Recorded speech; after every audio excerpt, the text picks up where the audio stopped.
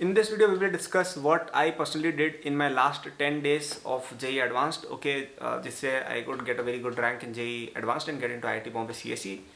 तो सबसे पहली चीज़ जो मैं कहना चाहूँगा आपको वो ये है कि मॉक टेस्ट अभी आपको देने चाहिए ऑलमोस्ट डेली। ठीक है, मुझे याद है मैं इस समय डेली ही मॉक टेस्ट दे रहा था। एक टेस्ट डेली या ऑल्टरनेट डेज पे तो था ही, और कभी कभी 2 टेस्ट एक दिन में भी दे रहा था मैं, राइट। तो ये चीज़ करनी चाहिए क्योंकि आपकी इससे बहुत अच्छी प्रोग्रामिंग भी हो जाएगी एग्जाम के डे के लिए, एंड आपकी प्रैक्टिस भी हो जाएगी। 120 क्वेश्चन यूजली हम अटेम्प्ट नहीं करते हैं एक दिन में, लेकिन टेस्ट के चक्कर में 6 घंटे में हो जाते हैं, राइट। तो अभी 10 दिन लगभग जितने भी पढ़े 10-12 दिन, मेक श्योर कि आप डेली एक एक टेस्ट पेपर कर लो। ठीक है, थोड़ा सा हार्ड है, आई नो, सब बच्चे शायद नहीं मैनेज कर पाएंगे, लेकिन अगर मैनेज कर पा रहे हो it will really help you out a lot. ठीक है, टेस्ट पेपर्स नहीं है तो आप हमारे एकेडम्स के JEE एडवांस क्रैश कोर्स में आ सकते हो। उस पर अभी डिस्काउंट है बहुत बड़ा। ठीक है, कुछ 2-3 थाउजेंड में अवेलेबल है, और वो आपके लास्ट टाइम रिवीजन में बहुत ज़्यादा हेल्प करेगा। ठीक है, इवन अभी भी आप अगर केवल उस कोर्स को पढ़ते हो in the last 10 days, you will learn so much. आपका इतना ज़्यादा रिवीजन हो जाएगा, इतने सारे टेस्ट वगैरह उसमें इंक्लूडेड हैं। आपको उसके अंदर हार्ड क्वेश्चन कैसे अप्रोच करना ये भी सीखने को मिलेगा। Best investment of time in the last 10 days, उसको डिस्क्रिप्शन में चेक कर सकते हो। सेकंड एडवाइस जो मेरी तरफ से रहेगी आफ्टर द टेस्ट 1, वो ये रहेगी कि अब आपको कोशिश ये करनी है कि आप, जैसे केमिस्ट्री है या जो भी ऐसी चीज़ें जो याद करने की, जिसमें आपके सारे फॉर्मूले आ गए, ठीक है, सारे टॉपिक्स के नेम या कॉन्सेप्ट्स वगैरह आ गए। क्योंकि कई बार क्या होता है कि यार आपका जब JEE हो जाता है ना, उसके बाद कम से कम इतने सारे हज़ारों कॉन्सेप्ट्स इकट्ठे हो जाते हैं। हर 100 चैप्टर ही 100 हैं आपके, 100+ चैप्टर हैं, सब में 10-10 कॉन्सेप्ट भी अगर मानो तो 1000+ कॉन्सेप्ट्स हैं। 10 तो मैंने बहुत कम गिने, हालांकि कहीं के चैप्टर्स के अंदर 20-30 कॉन्सेप्ट भी होते हैं। ओके, तो इतने सारे कॉन्सेप्ट जब दिमाग में होते हैं तो जब क्वेश्चन आते हैं तो हमें कई बार क्लिक नहीं होता है कि यार कौन से कॉन्सेप्ट से क्वेश्चन होगा। स्पेशली ये बहुत ज़्यादा होता है मैथ्स के अंदर, बहुत ज़्यादा होता है, ऑर्गेनिक के अंदर भी बहुत ज़्यादा होता है। फिजिक्स में तो फिर भी यार क्वेश्चन को देख के अपने आप पता चल जाता है कि अरे यार ये तो अपन ने मैकेनिक्स का पढ़ा था, अरे यार ये तो इलेक्ट्रो का है, क्लियर हो जाता है, राइट। लेकिन मैथ्स के अंदर और ऑर्गेनिक में कई बार नहीं होता है। ऑर्गेनिक में क्या है, बस एक दे देंगे स्ट्रक्चर, उसमें तुम्हें क्या पता चल रहा है कि कौन सी तरह की रिएक्शन लगेगी। कई बच्चों की कन्फ्यूजन होती है इवन इन दी एंड। और अगर आपको स्पेशली लग रहा है कि अरे नहीं नहीं नहीं मेरे को तो क्लियर हो गया है, अरे नहीं नहीं मुझे तो ऑर्गेनिक आ गई है, अरे नहीं नहीं मैं कंफ्यूज नहीं होता, मैं स्टैटिक वाली सबसे पहले कराता हूँ, तो और ज़्यादा होगा क्योंकि तुम और कॉन्फिडेंट हो। ठीक है, तो पेपर को अच्छे से पढ़ना है। JEE एडवांस वालों को पता है कि यहाँ पे जो बच्चे आ रहे हैं उनमें होशियार बच्चे तो हैं, लेकिन कुछ एक्स्ट्रा होशियार बच्चे भी भरे हुए हैं इस ग्रुप के अंदर, राइट।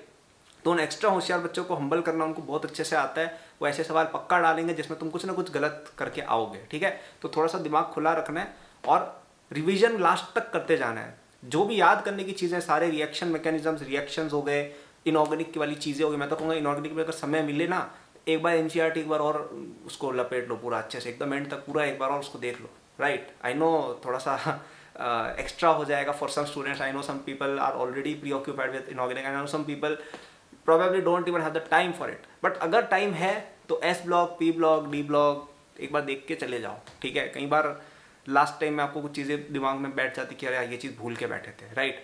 क्वालिटेटिव एनालिसिस वगैरह चीज़ें होती हैं, ये सब देख के चले जाओ एक बार लास्ट में। ओके, इनके ऊपर से आंखें आपकी जानी चाहिए डेली, 1-1, 2-2 घंटा केवल इसी में जाना चाहिए। व्हाट, ऑर्गेनिक की रिएक्शंस, मैथ्स के फॉर्मूले, आपके इनऑर्गेनिक के अंदर याद करने वाली चीज़ें, क्वालिटेटिव टेस्ट, राइट। इन सब पे क्वेश्चंस बनते हैं, बच्चे भूल के आते हैं, बच्चे गलत करके आते हैं आते हुए भी।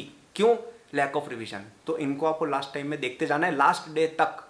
ठीक है, और मैं तो कहूँगा लास्ट का 1 या 2 दिन केवल इसी के लिए रिजर्व कर लो कि लास्ट के 1 और 2 दिन पूरे 100 चैप्टर जितने भी हैं JEE में, सबके ऊपर से होके जाएंगे, हर एक हेडिंग पे होके जाएंगे, हर एक हेडिंग के फॉर्मूले को रिकॉल करेंगे, हर एक हेडिंग के अंदर क्या चीज़ याद की थी इनऑर्गेनिक में, ऑर्गेनिक में, जो भी है वो याद और रिकॉल करके जाएंगे। 2 दिन लगेंगे इस काम में, लेकिन बहुत ज़्यादा इससे आपको रिवॉर्ड मिलेगा लास्ट दिन, देखना। ठीक है, तो सेकंड चीज़ आप ये भी कर सकते हैं। और जो थर्ड एडवाइस मैं देना चाहूँगा, जो ऑलरेडी कई लोग कर चुके हैं गलती, कि यार आप पैनिक मोड में मत आ जाना। आई नो ये बोलने में बड़ा आसान है कि पैनिक मोड में मत आ जाना, इंप्लीमेंट करना हार्ड होता है क्योंकि सब पैनिक करते हैं। लेकिन यार आप ऑलरेडी 2 एग्जाम दे चुके हैं, और जो ड्रॉपर हैं वो तो 4-5-6 एग्जाम दे चुके हैं अब तक, राइट। क्योंकि पिछले साल तो शायद 2 अटेम्प्ट ही हुए थे, राइट, जैसा भी है। फिर एडवांस भी दिया था, फिर अभी 2 अटेम्प्ट और दिए, तो आपका ये 6 या और तुमने बिटसेट दिए हो तो 6th 7th 8th एग्जाम भी हो सकता है, राइट, इस लेवल का। तो आपका ये फर्स्ट एग्जाम नहीं है। अगर आप जून अटेम्प्ट के अंदर फ्रेशर होते तो मैं आपको एक्सक्यूज़ करता, लेकिन अब आपका एक्सक्यूजेस नहीं है। आप 2 एग्जाम दे चुके हैं, आपको पता है भीड़ कैसी होती है एग्जाम की, आपको पता है प्रेशर कैसा होता है एग्जाम का। अब आपको उससे डील करना आ जाना चाहिए। व्यक्ति अगर एक बार गलती करता है उसको माफ़ी दे दी जाती है, दूसरी बार गलती करता है चलो ठीक है यार भूल हो गई होगी, लेकिन तीसरी बार अगर गलती करता है तो वो उस व्यक्ति की ही गलती होती है, right. So if you still make mistakes, silly वाली मिस्टेक्स, नर्वसनेस वाली मिस्टेक्स, दिस वाली मिस्टेक, ये वाली मिस्टेक, वो वाली mistake, it's on you, it's not on anyone, it's not on the exam, it's not on the system, it's not on the exam centre, कुछ भी नहीं है, वो केवल तुम ही गड़बड़ कर रहे हो कि इतने एग्जाम हो गए, फिर भी अगर आप एग्जाम से कोप नहीं कर पा रहे हो तो उस पर वर्क थोड़ा आपको करना चाहिए। अगर आप एग्जाम से थोड़ा डर रहे हैं अभी, जो कई लोगों के साथ होता है, तो you need to work on that. कैसे वर्क करोगे यार, वो सबकी अपनी अपनी प्रॉब्लम्स थोड़ी रहती हैं, लेकिन थोड़ा सा यार काम डाउन करो, क्योंकि आप अगर जेई एडवांस के लिए क्वालिफाइड है, काफ़ी चांसेस है आप ऑलरेडी जेई मेन में अच्छा कर चुके हो, राइट। और जेई मेन में अगर अच्छा कर चुके हो, you already have a decent college, okay. जिनके पास डिसेंट कॉलेज है उनकी बात कर रहा हूँ, ओके। कहीं के पास नहीं भी होगा, कई लोग मेंस में खराब करके एडवांस में अच्छा करते हैं, ओके, उल्टा भी होता है। तो if you already have a JEE Main के अंदर ठीक ठाक seat, let me tell you, वो भी अच्छी होती है, ठीक है।